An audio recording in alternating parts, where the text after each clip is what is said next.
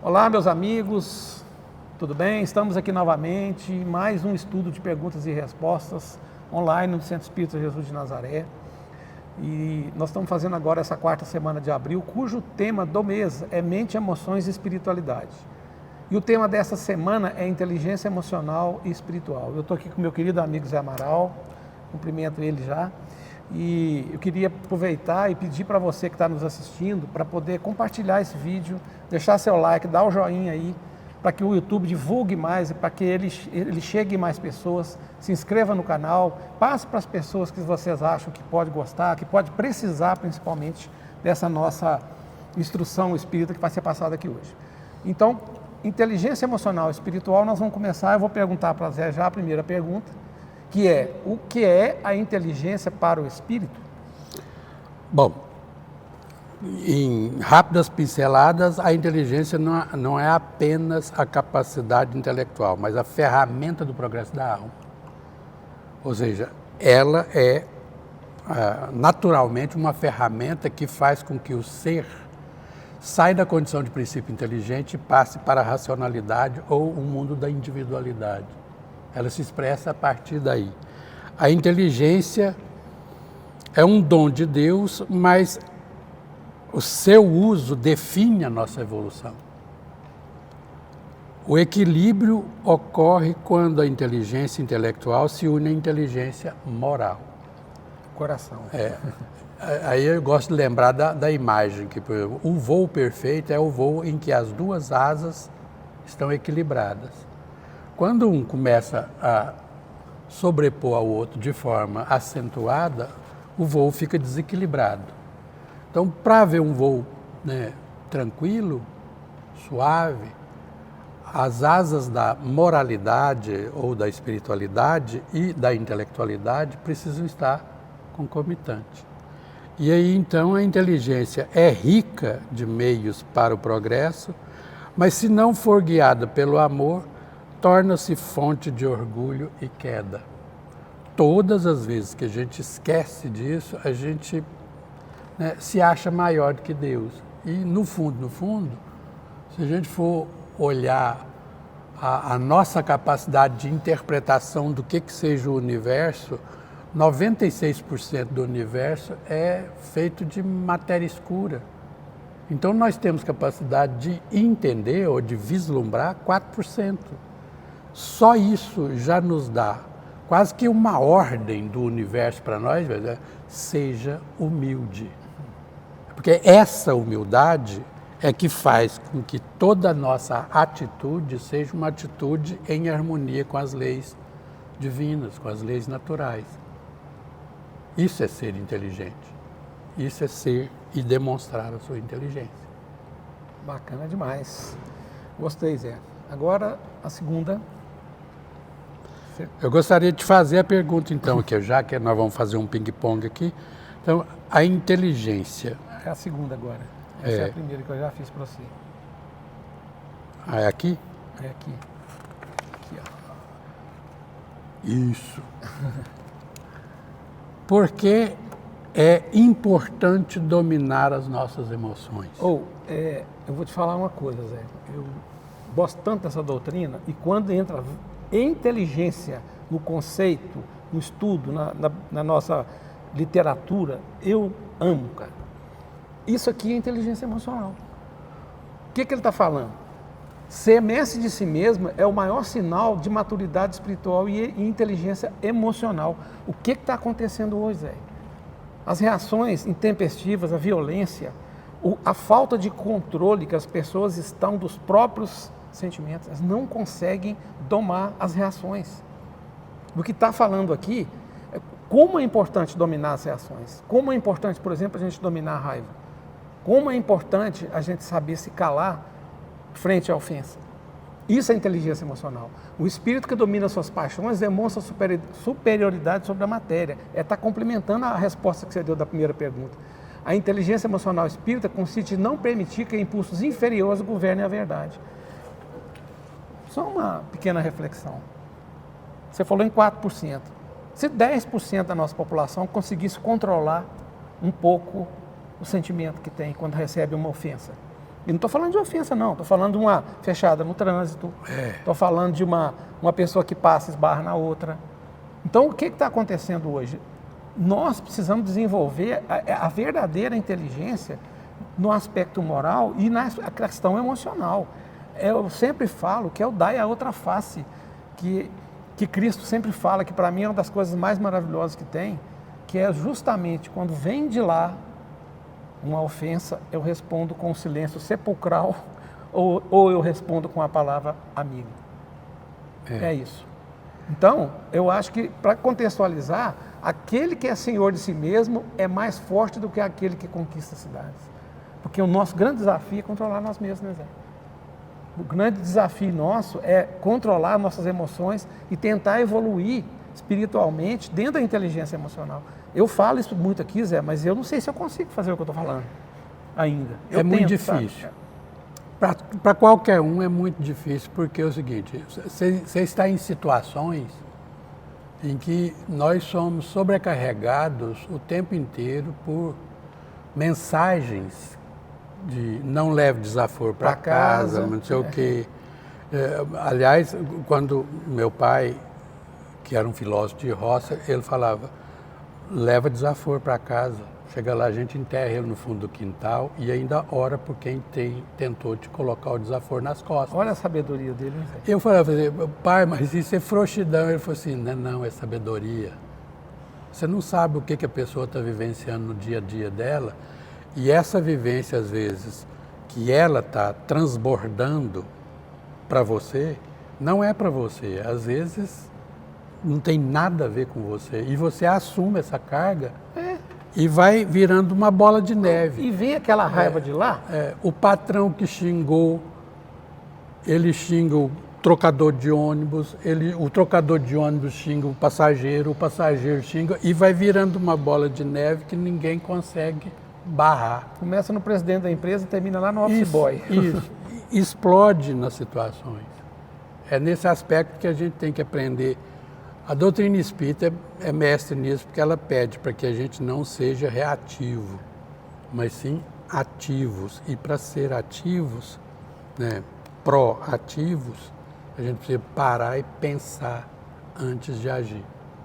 Todas as nossas reações serão medidas basicamente através disso. É por isso que você conhece uma pessoa pelas reações que ela demonstra. Exatamente. Deixa eu te contar, já que é o seu mundo, essa semana agora eu fui para pegar o informe do imposto de renda num banco. Sim. Eu fiquei sentado num banco 2 horas. Você está brincando? Na hora que deu 2 horas, aí, sabe aqueles desenhos animados que tinha um anjinho do lado e um capetinho do outro? Eu lembrei daquilo, da minha infância. O capetinho já estava, não aceita isso não, eu acho que deve ter lei por causa disso, porque se não me engano é 15 minutos no máximo, não sei se existe lei. Mas aí eu já estava, né, falando, não, eu sou aposentado, eu posso esperar, não tem nada que fazer em casa, eu não vou pressionar única e exclusivamente isso. E outra, eu tenho que domar minhas más paixões. Eu argumentando com o capetinho e o anjinho me dando a maior força. Né? Mas só que o seguinte, tinha uma senhora sentada do meu lado, que ela virou para mim e falou assim, já foi um monte de gente que chegou depois do senhor e até agora o senhor não foi. Aí o capetinho virou e falou assim, eu não estou te falando? Não estou te falando. Aí eu pensei assim, eu vou reagir. Mas ao levantar, vem tudo. A doutrina espírita é uma potência para fazer a gente entender as coisas, é exatamente nesse aspecto. Na hora que eu me levantei para ir me dirigir à mesa, no meio do caminho eu pensei, não, seja elegante, apenas comunique. Mocinha, como é que é?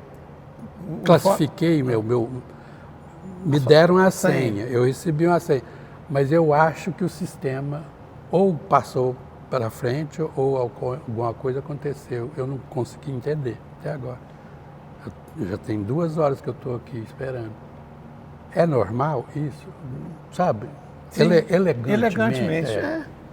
Aí, enquanto eu estava falando para ela, o cara do lado chamou minha senha. Eu falei assim, Eu tinha que ter levantado agora antes. eu vou ficar com você mesmo. Aí porque ela falou assim, não, senta aí que eu vou atender o senhor. Ou seja, isso está faltando na nossa vida, está faltando essa reflexão fina, essa reflexão de como é que eu coloco o cristianismo no meu cotidiano? No meu dia a dia. Como é que eu coloco as instruções da espiritualidade no meu cotidiano? É esse cotidiano que às vezes não tem sentido nenhum, que passa batido na nossa frente, mas que tem um significado extraordinário. E aí eu, inclusive, até na hora que eu estava saindo, eu falei assim, para não ficar parecendo que eu estava agressivo, né, por perguntar, por reclamar ou qualquer coisa nesse sentido, na hora que eu estava saindo, eu falei para a menina, oi, mantenha um sorriso no rosto, porque ele moldura e você fica muito mais bonito. E saí, agradeci, fui embora. Oi, isso faz a pessoa ganhar o dia. Mas assim, se eu estou falando com você, eu gosto tanto dessa doutrina, Zé, que resultado você queria dessa conversa? Se eu vou me alterar e ofender uma pessoa que vai resolver o meu problema, o que eu estou arrumando para mim? Pois é. Eu falo isso muito com meu filho, falei, meu filho, foque no resultado que você quer, não deixe a educação ficar de fora, não se altere, trate com todo respeito, que aí você vai ter o que você quer. Sabe, essa elegância, eu lembro do Pedersoli, quando fazia a palestra aqui, ele falava, quando ele acabava de fazer palestra, ele falou que um dia chegou uma moça perto dele e falou assim, eu vi o senhor discutindo com uma pessoa no trânsito, eu morri de rir, porque ele falou assim, eu cheguei a estrangular a pessoa? Não, o senhor não chegou não, mas o senhor estava com a veia no pescoço dessa altura. Ele falou assim, graças a Deus, estou melhorando. Estou melhorando, já não estrangulo mais ninguém. É a gostosura do aprender a doutrina espírita e colocar em prática. Maravilha. É nesse aspecto que a gente precisa de olhar. Maravilha. Eu vou aproveitar e emendar a pergunta para você. Emenda aí. Como a fé com lógica, entre aspas, ajuda no nosso equilíbrio? Esse equilíbrio que nós acabamos de falar aqui agora, que é muito difícil de conseguir, né? Muito difícil. Nessa hora você tem que fazer um pensar e um repensar dobrado.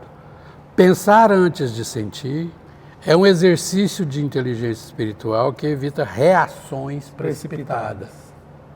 É pensar. O que é que eu ganho com isso? O que é que eu estou fazendo com a pessoa que está me atendendo? No caso, por exemplo, a pessoa não tem nada a ver com isso. E aí eu fui observar para ver o que era. Era o sistema internet. Estava lento? Caía toda hora. O famoso contar até 10, Zé. Aí eu falo contar até meio, Zé. Nós não estamos conseguindo contar até meio. Porque se parar e fizer isso aqui, vou parar, não vou reagir de imediato. Então, você percebe que às vezes a sua atitude intempestiva não consegue, né, entender a grandiosidade que está de fenômenos por trás disso aqui, que levou até aquela situação. A gente é muito precipitado nisso. Quer ver? Hoje de manhã eu estava vendo um videozinho, vídeo de internet. Para mim, eu gosto desses vídeos que transmite uma mensagem fina, que vai longe, que pega a gente no pé de apoio. É uma criancinha que chegou, a mãe chegou para ela estava com 2 maçãs na mão. A mãe pensou que ela ia dar uma maçã para a mãe. Aí, na hora que a mãe chegou perto, a criança mordeu uma e mordeu a outra. A mãe já pensou, por que ela fez isso? E aí então, obviamente a mãe pensou, falta de educação, morder as duas. Mas só que na hora que acaba, a criança vira para ela e fala assim, a mais doce é essa, fica com essa. Ou seja... Você falou que a gente é muito sutil, precipitado nas coisas, né? Quem é que não pensa que a criança é mal educada, a criança não estava querendo dar a maçã, E aí, então mordeu as duas para evitar dar. Não, ela estava escolhendo a mais doce para oferecer a mais doce para a mãe. Falta paciência, né? Quer dizer, olha o que está por trás do processo. Eu gosto disso porque é exatamente isso aqui. Ó. A fé raciocinada nos dá a lógica necessária para enfrentar as crises com serenidade, impedindo que o emocional se desequilibre diante do inesperado. Lembrando que nós fizemos um estudo completo de fé raciocinada, né? A fé inabalável é aquela que pode encarar a razão face a face em qualquer época da humanidade. E, inclusive, vale a pena fazer essa referência aqui no Evangelho segundo o Espiritismo, no capítulo 19, item 7. Disse vulgarmente que a fé não se receita, não se impõe. Daí muitas pessoas dizerem que não são culpadas por não terem fé. Sem dúvida, a fé não se receita. E o que é ainda mais certo, a fé não se impõe. Não, ela é adquirida e ninguém está impedido de possuí-la, nem mesmo entre os que mais resistem. Falamos de verdades espirituais básicas e não desta ou daquela crença em particular. E aí, passo para você a pergunta agora. Como o autoconhecimento melhora a nossa percepção? Essa pergunta, ela é, assim, mais uma vez atiça a inteligência da gente, né, Zé? Como é que você vai dominar uma má tendência se você não se conhece? Olha o que está aqui numa reflexão. Conhecer as próprias sombras é o primeiro passo para iluminar a própria inteligência emocional. É muito simples. Eu tenho uma reação, eu não sei por que eu tenho essa reação, eu não consigo identificar essa reação. Quando eu vejo, eu já reagi. Então, quando a gente vem para casa, começa a estudar dentro do centro espírita, essa fabulosa doutrina, a gente bate o tempo inteiro com autoconhecimento, a gente bate o tempo inteiro com reforma íntima. É isso o tempo inteiro. E aí você falou uma coisa que eu achei muito interessante, Zé, é porque eu fico querendo trazer isso para a minha vida, para o dia a dia. Eu tenho mudado muitos comportamentos aos poucos, cara, sofrendo às vezes, sofrendo não, porque é uma palavra que é facultativa, né? Sentindo as dificuldades, mas assim, o que você falou lá do banco, eu já coloquei na minha vida em vários pontos. Principalmente quando eu vou me dirigir a alguém. Agora, quando aquele sentimento de raiva, de violência vem de lá, que a gente não se conhece e que a gente não entende a nossa raiva, o que vai acontecer? Você vai alimentar aquilo outro. O que o cara raivoso e violento quer de você? Violência e raiva. Violência e raiva. Violência e raiva. E a gente está com um conceito errado, que nós já falamos aqui, de não levar desaforo para casa. O forte é quem sai da briga, não é o quem entra, não. O forte é aquele que individualmente consegue perceber a si mesmo e consegue dominar a sua raiva. A raiva, então, é o sentimento mais complicado. E só para fechar, a gente vê às vezes algumas situações que eu acho assim, absurdas. A pessoa no trânsito, ela tem tempo às vezes de ir lá na casa dela buscar uma arma e ir atrás da pessoa. Ela tem o tempo de dar uma volta no quarteirão para pegar a pessoa do outro lado. Quer dizer, teve um tempo maior de reflexão, sinal de que não se conhece, sinal que a inteligência emocional não está funcionando e sinal que vai ter muito problema na vida. Né? Olha que você vê. E é uma denúncia, né? Quão forte é a ofensa, aonde que está atingindo essa ofensa? Às vezes em aspectos de baixa autoestima, que vem sendo massacrada por si mesmo ou por quem esteve em sua volta. Aí nesse caso, uma psicoterapiazinha vale a pena muito para que a pessoa possa, juntamente com uma terapia espiritual, alguma coisa nesse sentido, fazer essas avaliações cotidianas e fazer com que as reações deixem de existir intempestivas e passem a ser ações e as atitudes pensadas, sensatas, elegantes. E a gente tem que lembrar, Zé, que melhora muito a nossa vida. Muito. Oi, não vale a pena. Exatamente. Não vale a pena. Zé, você já ouviu falar em ressaca moral? Depois que você passa uma situação dessa, que você percebe que você poderia ter evitado uma cadeia de acontecimentos que só te trouxeram problemas, às vezes trouxe violência, prejuízo financeiro, você vai ter uma ressaca moral violenta. Por quê? Muito. Porque se eu tivesse matado na raiz do problema, não tivesse reagido, a frase do Chico, das que eu mais gosto, eu sempre me arrependi do que eu falei, mas eu nunca me arrependi do meu silêncio. Isso não sai da minha cabeça. Então a gente tem que esperar o que é que você quer e tentar reagir de uma forma muito mais inteligente. E a pergunta que vem agora, de novo, sobre inteligência. Olha Vamos aqui, lá. ó. Qual é a relação entre ser humilde e ser inteligente? E você está perguntando para mim. Perguntando para você. Então vamos lá. Descasca esse abacaxi.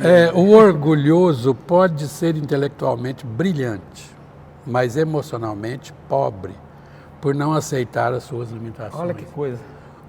Isso é de uma verdade clara, porque é o seguinte, todo orgulhoso, a tendência natural do orgulhoso é um sentimento de superioridade, um sentimento que dá a ele a necessidade de ser maior, ser melhor. Olha, não precisa ser psicólogo para entender que se você tem necessidade de ser maior, é porque você está se sentindo menor. É uma autoestima baixa. Isso né? é autoestima baixa. Autoestima baixa. Isso você é tem que se autoestima sobrepor baixa. ao outro, né? O que a inteligência espiritual reconhece? A inteligência espiritual reconhece a grandiosidade de Deus e a própria pequenez, transformando o conhecimento em serviço e não em vaidade. E olha que maravilha. O que é o serviço? O serviço, né, apesar da palavra vir de servo, serviço significa o espírito de atenção ao que precisa ser feito na hora que precisa ser feito, suavemente, harmonicamente. Porque quando a pessoa embarca no sentimento da vaidade, a própria palavra diz vanidade, vão, oco. Você se sustentar em cima do oco, vai cair. Vai cair. Vai cair, porque Com certeza. Não tem que pensar assim que se vai cair. Não, vai cair. Tem que saber a hora que vai cair. Você tem que saber a hora que você vai, né, despencar daí de cima. E é por isso que a pessoa adoece, porque ela se sustenta em cima de uma coisa que não existe, que é vão, é oco. Aí na hora que chega em casa, o espelho diz a verdade. É por isso que dá crise de baixa autoestima, porque na hora que o espelho, você olha para o espelho e fala, bola fora, menos, menos, nota 0 para você. Aí na hora que você sai de novo para a rua, aí você tem que assumir essa posição de peito estufado, arrogante, a palavra arrogante, aquele que arroga para si determinados poderes ou determinadas maneiras de ser que não lhe pertencem. Arroga para si. Aí, quando entendeu isso aqui, a lógica simples do processo, você já é capaz de olhar para o mundo com um pouco mais de humildade e falar assim, é aquela velha história que o Souto Maior, quando estava escrevendo o livro da biografia do Chico, uma hora ele, fora do script, ele perguntou ao Chico, falou, Chico, você não tem medo de cair do pedestal que eles colocaram você, não? O Chico falou, não, eu nunca subi lá. Simples assim. Eu nunca subi. Ou seja, essa é a condição da humildade, que é inteligente, ela denuncia a inteligência. Por quê? Porque sabe o que precisa ser feito, vive em função dessa condição de humildade. Reconheça minha humildade. E isso não quer dizer subserviência. Exatamente. Quer dizer patamar igual.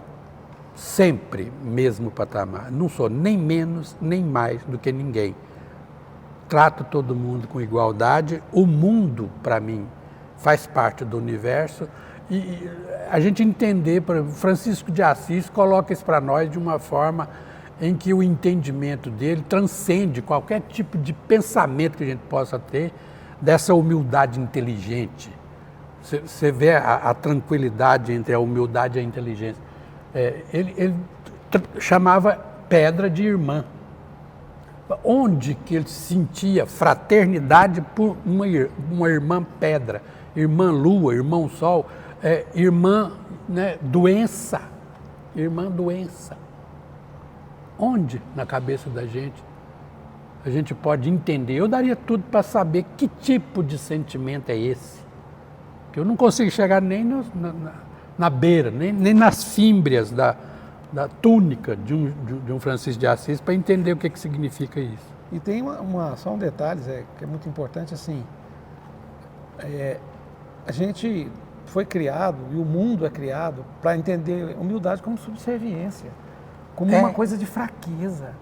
E ao contrário, é a maior força que você pode ter. E aí vou voltar na mesma coisa, como nossa vida melhora quando a gente transcende esse tipo de coisa. E aqui, exato, já que a gente está falando de muita coisa, eu só vou sugerir uma leitura para quem estiver nos ouvindo, que é no livro Palavras de Vida Eterna, lição 33, psicografia do Chico, chama Acalma-te. Eu não vou ler porque o texto é longo, mas, gente, vale a pena. Palavras de Vida Eterna, lição 33. É uma bênção para acalmar quando a gente estiver nessa turbulência toda, Zé. Vamos seguir, né? Deixa eu te fazer uma pergunta. Como a inteligência espiritual ajuda a lidar com pessoas difíceis? Nós estamos falando só disso aqui. Nós estamos falando só disso. Mas só que... Hoje em dia, você falar em pessoas difíceis, com o nível de intolerância que está aflorando, que eu nunca achei que a humanidade no século XXI ia estar novamente aflorando com questões que já estavam totalmente superadas pela humanidade, vencidas. De repente aflora um tipo de estupidez que a gente não esperava, um tipo de ignorância. Às vezes estava só incubado. Não né? estava. Tem frases célebres que falam disso. Então, que muitos estavam esperando o grupo que eles se identificavam. Isso. É isso. E veio o grupo que se identificava, a pessoa saiu daquele lugar e mostrou isso tudo. E aí a gente nunca imaginava que seriam dessa forma. Ver o ofensor como um irmão doente é o ápice da inteligência emocional. Olha que palavras. Né? Isso aqui muda tudo. Porque o que eu penso disso? Eu penso que a única coisa que eu posso fazer é dar meu exemplo. Porque o que é a pessoa intolerante? O que é uma pessoa difícil? Até o João Mar estava aqui outro dia, ele falou assim, você já agradeceu pela pessoa difícil que está na sua frente? Que fez você repensar a sua vida, que fez você repensar seus princípios? Nós não falamos de humildade? Agora, encarar essa pessoa como uma pessoa doente molda até a forma sua de sentir por ela. O que a gente sente, Zé? Raiva. É o mais comum. É o mais comum, a gente fica intolerante com o intolerante. E que isso vai acontecer? Vai haver a troca de energia ruim, de violência, de outras coisas. Olha aqui, a caridade e a indulgência são frutos de uma mente esclarecida, que compreende que todos estão em diferentes degraus de evolução. Nós fizemos tudo sobre indulgência, né? Que coisa doce, como estava escrito naquele estudo. Isso. A indulgência, a nossa capacidade de entender o outro e perdoar o outro. Teve uma palestra aqui do Richardson que foi só sobre indulgência, eu assisti, foi muito bom. Ampliou essa visão, né? A inteligência sem amor apenas nos torna mais responsáveis pelos nossos erros. E lembrando que a inteligência ela pode ser usada para o mal. A gente nem comentou isso aqui, né? É uma ferramenta. É uma ferramenta. Por exemplo, para não me alongar muito, a inteligência intelectual. Uhum. As pessoas usarem do seu conhecimento para afetar o outro, para rebaixar o outro, para humilhar o outro. Não é? Você fala muito do seu pai, filósofo da roça. Nós temos grandes gênios nos rincões mais humildes. São pessoas que podem não ter tido estudo, mas que têm uma inteligência, têm uma cultura, têm uma sabedoria, vivência, né? Uma vivência que a gente às vezes estuda uma vida toda e não tem. Então não adianta o cara ser PhD se ele não tiver o mínimo de inteligência equiparada à moral, como foi falado atrás. Vou te fazer mais muito uma, bom. Zé. Vamos embora. Saber muito sem ter espiritualidade faz mal? Parece que eu falei aqui alguma coisa agora. Aí toda vez que eu vejo isso, a mente que sabe muito, mas não sente nada, acaba se perdendo na frieza do egoísmo. Eu não sabia da pergunta, eu juro para você que eu não sabia, que não eu falei sabia. agora. Aqui, ó, é isso aí, ó. A mente que sabe muito, mas não sente nada, acaba se perdendo na frieza do egoísmo. É uma inteligência fria, né? Poderia dizer que é uma inteligência fria. Aí você vai ver, porque o progresso intelectual e o progresso moral devem caminhar juntos, as duas asas, né, da evolução que a gente, né, disse anteriormente. Quando um ultrapassa muito o outro, gera-se desequilíbrio que leva à angústia. E aí a pessoa fica na... Angústia significa que é a situação em que você está numa encruzilhada. Você precisa de escolher. E toda escolha tem perda. Toda escolha tem perda. Você não vai ganhar em tudo. Não tem jeito. Então, quer dizer, agora tem que lembrar de Jesus de Nazaré. Quando Jesus fala, a quem muito foi dado, muito será pedido, quanto mais você aprende, entende as realidades, maior fica a sua responsabilidade nas atitudes a serem tomadas a partir dali. Porque a própria consciência, né, a lei divina está na nossa consciência. Questão 621 do Livro dos Espíritos. Onde se encontra, onde está a lei divina? Na consciência, na nossa consciência. E é por isso que a pessoa tem que partir do princípio seguinte: a gente não faz nada que está errado, sabendo que está errado, sem saber o certo, ou pelo menos uma noção do certo. Você sabe que está errado?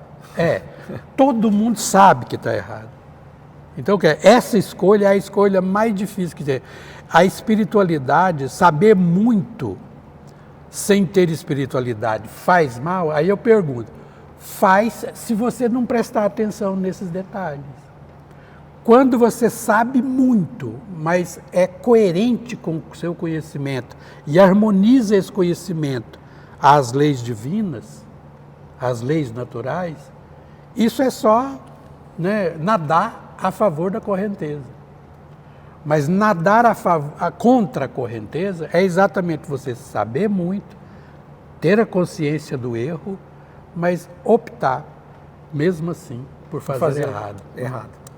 Aí você experimenta o mal, mas não porque é o mal que Deus colocou para nós, o mal que você criou, o mal que você coloca no seu caminho, porque você simplesmente não obedeceu à lógica do seu conhecimento e da sua capacidade de conhecimento vislumbrar o que precisa ser feito.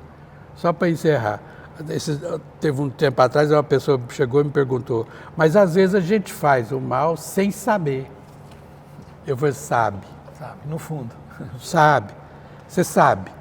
Aí ele falou assim, não, mas eu não sabia que estava fazendo negócio. Mas quando para você saber que está fazendo mal e não sabe, você faz elas claras.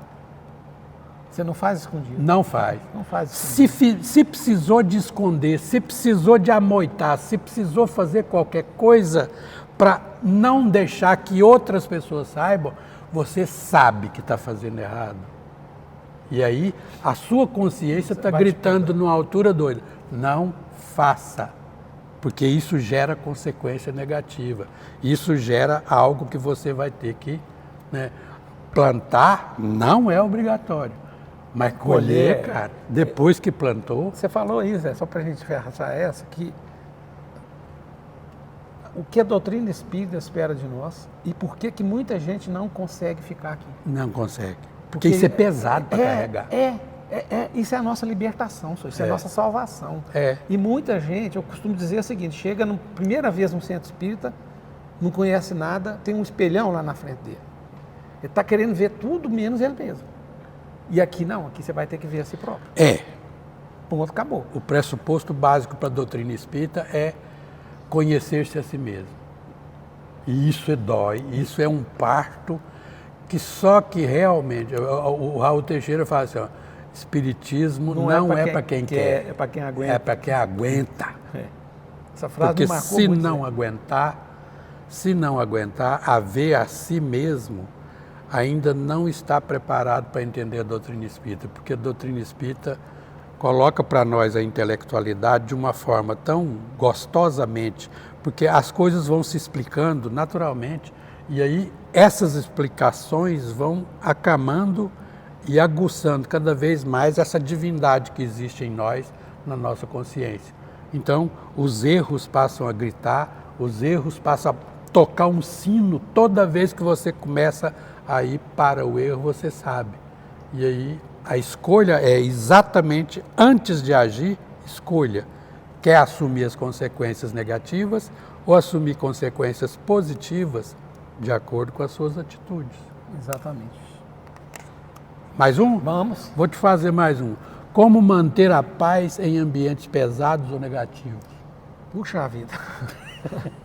Agora você Essa aqui é boa, essa é boa. A inteligência espiritual nos ensina a ser filtros e não esponjas de emoções alheias. Essa separação. Cara, eu não posso sentir a raiva do outro. A raiva do outro é do outro. O sentimento do outro é do outro. Agora, Zé, é mais uma evolução difícil da gente fazer. Porque nosso orgulho, vaidade, egoísmo não deixa a gente avançar nisso aí. Olha aqui para você ver o que a nossa base doutrinária fala. Através da vigilância e da prece, criamos uma atmosfera psíquica de proteção, mantendo o equilíbrio interno independentemente do exterior. Uma coisa que a gente não faz. Será que nos momentos de crise, que a gente vê que os ambientes estão ruins, estão pesados, a gente serena e lembra de conectar? De uma forma sincera, numa oração sincera? A gente fala muito aqui na casa, o Sérgio fala muito isso aqui nos nossos estudos, da gente pedir a espiritualidade, aquela coisa. Zé, esse salão aqui, chama-se Salão Bezerra de Menezes. Esse salão está repleto, isso aí já da reunião mediúnica, de espíritos nos aqui agora conosco, nos ajudando a passar a mensagem da melhor maneira possível para atingir o maior número de pessoas. E tem muita gente que nos entra pensando assim, puxa vida, isso foi para mim, essa foi para mim, essa foi para nós, para todos nós. Então esses ambientes pesados é o que Cristo fala, que eu acho que Cristo sempre sintetiza: vigiai e orai para não cair em tentação. O vigiai é pesado, ele é cansativo, porque ele exige muita energia. Você já pensou nisso? Já. Nós não temos que estar o tempo inteiro vigiando os nossos pensamentos. Tudo que você falou aqui, que eu falei aqui, não exige de nós uma vigilância. E não tem jeito. Chega ali na rua, a gente escorrega. Complicado. Teve um dia que o Haroldo estava no carro com o filho dele, eu achei muito interessante, né? Que as palestras dele têm uma base muito grande no que a gente fala aqui. E passou um carro, fechou ele, xingou. E o filho dele falou assim: uai, pai, você não cumpre o que você fala, não? Eu acho você não faz o que você fala, eu não? assisti essa palestra, eu achei bom. Foi a pergunta do menino: ô pai, vai que o homem lá vai para a palestra do senhor. E te vê lá. Entendeu? É nesse aspecto. Aí você pensa assim, isso sem querer, uma historinha dessa sem querer, entra na cabeça da gente, pensa assim, tem razão. Eu já não tenho mais a mesma liberdade, e não é uma liberdade forjada, né, na obrigação. Eu andar pela cidade, fazer as coisas do meu cotidiano, porque as pessoas conhecem a gente de uma maneira ou de outra. Você fala uma coisa e faz outra? Isso. Então, quer dizer, nem que seja na pressão, a gente aprende. E é por isso que eu agradeço a Deus sempre estar aqui nessa condição de ser um prestador de serviços, de alto, né, serviço, porque eu me incluo, né, no aprendizado. Sempre que eu estou aqui na frente, o que mais aprende sou eu, porque ter que preparar o estudo, ter que gastar um tempo para fazer isso, ter que colocar na cabeça e assumir o comportamento a partir dali é complicado. Mas ao mesmo tempo é gratificante. É gratificante, porque eu falei assim, hoje eu sou capaz de olhar para o Zé Amaral de 15 anos atrás e falar: não, mudou muito. Mudou muito. De 40 anos atrás, então, meu Deus do céu. É aquele que estava discutindo no carro no dia que você foi tirar a carteira, é outra pessoa. Nossa, menino do céu. É muita coisa. Então, a doutrina espírita realiza isso na gente de forma lúcida, de forma consciente, sem devocionalismo, que a pessoa se perde na superficialidade, mas sim uma devoção ao conhecimento, a harmonia entre o conhecimento e a atitude, a prática do cotidiano. É por né? isso que... Isso é gostoso de ver, isso é gostoso de praticar, isso é gostoso de vivenciar. E é por isso eu vejo isso como uma delícia, igual você fala. É um desafio, mas eu adoro isso.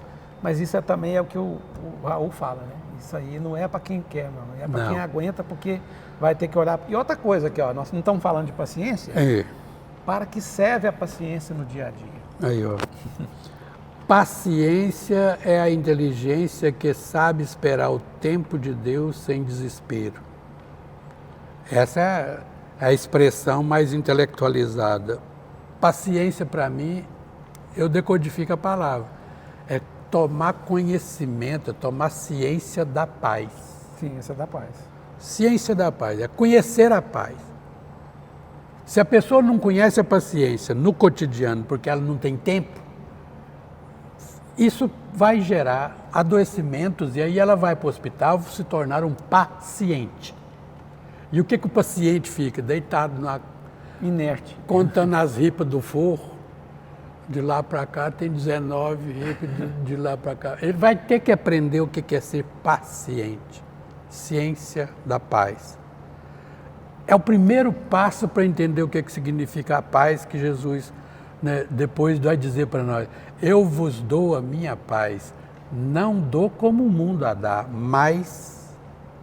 Eu fico imaginando, como que será que Jesus... Eu daria tudo para saber como é que é a paz que Jesus sentia e dava para nós.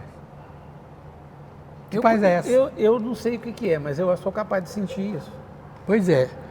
Eu sei o retrato falado, porque a questão é, a paciência é a caridade de si mesmo. A paciência é a caridade de si mesmo. Pensa, é eu ser caridoso comigo mesmo, é eu me tornar uma pessoa que merece paz. Você teve uma paciência de Jó naquele caso lá do banco, né? É. E essa paciência te ajudou. E quase que eu me perco por 30 segundos. Exatamente. Se não fosse a doutrina espírita, eu talvez me levantaria já expondo a minha raiva, expondo a minha indignação por ter ficado tanto tempo. Aí, e a ajuda da Dona Maria, que às vezes não tinha nada a ver com o peixe, mas a ajuda dela. Mas ainda bem que eu consegui só manter a minha paz, a minha tranquilidade, porque depois que a gente se aposenta, no sentido mesmo de se aposentar, fazer agora eu posso me tornar quem sempre eu gostaria de ser, de boa. Na paz. Sabe? Na paz. Aí a gente aprende que a dor é uma bênção que Deus envia aos seus eleitos, não vos lamenteis. Isso tudo está aqui. O Evangelho segundo o Espiritismo, se a gente for pegar lá a paciência, né, o item paciência, a dor é uma bênção que Deus nos envia aos seus eleitos. Não vos atormenteis, portanto, quando sofrerdes, mas ao contrário, bendizei a Deus Todo-Poderoso, que vos marcou pela dor nesse mundo para a glória do céu. Eu aprendi a ter paciência em alguns aspectos, porque é o seguinte, essas historinhas que já aparecem, eu estava viajando certa vez para ir fazer palestra em Mariana, e eu estava entrando em Belo Horizonte, né, para pegar a BR-040 ali, para ir para Mariana. E aí o trânsito estava horroroso, não ia nem para frente nem para trás. Aí eu pensei, cocei a cabeça, virei para a Ana e falei assim, nem dou conta não. Ou seja, a paciência mingou. Mingou de uma vez, né? E eu entrei num posto para comprar uma garrafinha d'água e fazer a manutenção de farol, essa coisa toda. Porque estava chovendo, tinha sujado o farol, eu não estava enxergando nada. Aí eu falei para a Ana, vamos cá, 10 minutos, 10, 15 minutos, mais ou menos. Ficamos lá. Fiz, aconteceu, tal. Aí na hora que a filona acabou, eu falei, bom, beleza, podemos voltar. Entramos na estrada, pegamos indo para Ouro Preto ali, logo Sim. depois. Aí na hora que nós chegamos, uns 20 quilômetros mais ou menos para frente, tinha uma batida com 6 carros enfileirados. Nossa. A primeira coisa que eu falei, na hora que eu cheguei lá, eu perguntei ao rapaz que estava assim, alguém se machucou? Ele falou assim, não machucou não, só estragos, né? Só materiais mesmo. Mas foi feia a coisa. Eu falei assim, tem muito tempo que aconteceu? Eu falei assim, há 15 minutos atrás. É o tempo que 15 você parou. minutos que eu parei lá. Então, isso ensina para a gente o seguinte, às vezes o universo manda determinados recados para a gente, o seguinte, a paciência, às vezes, eu gosto muito dessa palavra, de livramento. Então, às vezes, tem aquela pessoa murrinhando na sua frente no trânsito, e você fica impaciente com ela, às vezes ela está te salvando a vida. E eu aprendi a olhar isso, porque eu viajei a vida inteira, graças a Deus, fazendo palestra, tanto em empresas quanto em centros espíritas, encontros e tudo mais. Mas eu aprendi isso.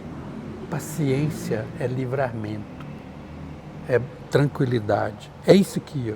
A dor é uma bênção de Deus, que Deus envia para nós de várias facetas para te colocar em proteção. Só para finalizar isso aí, para a gente ir para a última, eu tenho pensado muito, Zé, nas situações que têm acontecido e que não têm tido consequências, mas que todas elas estão me ensinando alguma coisa para eu não fazer aquilo de novo, principalmente no trânsito. O tempo todo, quando você tem essa consciência que você falou aqui, eu saio, respiro fundo, ninguém vai me... Vou mais calmo, estou fazendo isso de propósito todo dia. E aí as situações quando acontecem, eu acho que foi o livramento que você acabou de falar, eu agradeço humildemente e peço para me iluminar para que esse tipo de situação não aconteça mais. É mais ou menos isso mesmo. A gente precisa dessas condições de reflexão. Aqui, gente, se vocês estão gostando, divulguem aí, né, para nós aí, para o pessoal, aperta o sininho, todo aquele roteiro que a gente já sabe, fazer a coisa chegar em mais gente. Vamos para a última pergunta, ok? Como o Espiritismo ajuda a transformar a dor em lição? Essa pergunta era para vocês, não era para mim não. Nós falamos muito, né? Nós falamos muito, vamos bater a bolinha com ela aqui. Vamos. Porque eu ressignifiquei completamente o sentido de dor na minha vida, depois que eu conheci esse conceito. Toda vez que você sente um determinado tipo de dor, você entende o que é aquela dor e ela te impulsiona, mas tem que fazer dela um objeto, um sentido de melhoria. Você fala que é um professor, né? A dor é a nossa mestra. E aí a gente, quando não está preparado para ela, você agrega o sofrimento, que pode ser opcional, mas você agrega medo, culpa, raiva, rancor, ódio, sei lá mais o quê. E aí você potencializa. Mas eu vivi uma situação há pouco tempo, Zé, que foi um raio-x do que a doutrina espírita fala de dor. Né? Foi uma questão, eu já falei aqui algumas vezes, eu acho que isso é uma lição tão bacana que vale a pena, não estou me expondo, não estou expondo ninguém, mas foi uma questão profissional. Eu já sou aposentado, igual você fala, já tenho 9 anos, mas eu continuei com o trabalho de consultoria e tal. E no ano passado eu tive um problema, um entreveiro, que não vem a casa aqui o que é. Mas esse entreveiro me doeu muito, me doeu. E eu falei, gente, 5 minutos é o que eu precisei para entender. O que aquela dor estava querendo me dizer? Aí eu me penitenciei nessa hora. Falei, não, é isso, eu errei isso e a forma de melhorar é fazendo isso. Mudei de um dia para o outro. Acabei com todo esse trabalho profissional, o meu lugar é aqui, meu lugar é fazendo trabalho voluntário, meu lugar é estar ajudando a divulgar o espiritismo, é isso que eu amo fazer, é isso que eu quero fazer. Então a espiritualidade veio e me deu um toco para eu aprender. E isso acontece com a gente em todas as circunstâncias da vida, né, Zé? A felicidade não é deste mundo, mas a paz da alma pode ser conquistada aqui. Você falou da paz de Cristo que a gente não entende, cara. Eu não entendo, mas tem hora que eu sinto uma paz tão profunda. A energia dessa casa, esse ambiente que a gente está aqui, essa amizade, essa coisa gostosa que a gente faz aqui, me traz uma paz muito grande. E essa paz, ela ajuda a enfrentar as dores. Ter mais serenidade com as dores. Às vezes a gente fica trocando ideia, assim, falando às vezes do que acontece com a vida da gente, porque quando eu falo isso é porque a minha gratidão à doutrina espírita, que me abriu os olhos para essa compreensão, me faz, né? Obviamente eu não estou querendo me promover ou dizer que eu sou a referência de vida, creio que você também nenhum de nós. Mas quando a gente explica isso, a reflexão pessoal de saber que toda dor, tudo aquilo que nos causa angústia, tudo aquilo que nos causa preocupação, tudo aquilo que nos causa algum tipo de calvário cotidiano, sabe? Esse calváriozinho cotidiano que espeta a gente a todo instante, a doutrina espírita ensina a gente a calma, pensa, entenda o que é que isso quer dizer para você. Se você entender, harmoniza. E nessa harmonização claramente chega à conclusão fácil, merece a mudança de rota, merece a conversão. Essa conversão de virada, se essa rota está equivocada, converta para aquilo que você acha que é mais correto, porque dentro da doutrina espírita, dentro da doutrina cristã, a gente encontra o caminho mais coerente com as harmonias. Parafraseando um grande amigo, Zé Amaral, a insanidade é quando você está fazendo a mesma coisa e quer resultado diferente. Isso não é meu, não. Mas eu aprendi foi você. Eles atribuem isso a Albert Einstein. Mas isso muda a vida da gente. Não querendo desmerecer Albert Einstein, porque ele tinha uma cabeça extraordinária para esse tipo de coisa, mas é atribuído a ele. Eu acho que ele teria capacidades muito maiores para fazer um tipo de reflexão assim. Mas isso eu acho que é mais da psicanálise mesmo, né? A insanidade é você sempre agir repetidamente, fazendo as mesmas coisas. Um resultado diferente. E achar que o resultado pode ser diferente. Não é. Eu vou te contar uma coisa para a gente encerrar. Você acha que a minha vida melhorou ou piorou depois que eu tomei esse toco? Eu acho que a vida da gente só melhora. Melhorou sim, um caminhão, velho. Por quê? Melhora. Porque passou aquele tumulto, aquela turbulência, aquele entendimento, cara, eu agradeço até hoje. Eu precisava daquilo. Aquilo foi uma mola mestra na minha vida, mudou completamente a minha vida, uma pequena coisa que me aconteceu. Então, isso é testemunho de coerência doutrinária. Quando a gente consegue ler a doutrina, entender a doutrina e colocar em prática aquilo que a doutrina nos coloca, é uma alegria para nós. Não para que o aplauso venha para nós, mas sim o aplauso precisa ir para a doutrina, que fez isso para mim e eu aprendi sem muita dificuldade da parte da doutrina para comigo, mas a dificuldade maior que teve foi a minha recusa de aceitar no primeiro instante. Exatamente. E hoje eu arrependo. Por que eu não aceitei isso? Quando eu entrei na doutrina espírita, determinadas coisas poderiam ser tão mais fáceis, simples, tão mais fáceis. De repente a espiritualidade abençoada está nos usando, Zé, de uma forma totalmente positiva para levar essa mensagem e mostrar que nós tentamos ter coerência entre o que a gente lê, o que a gente estuda e o que a gente faz. Mas é bom lembrar que é a doutrina, é o evangelho.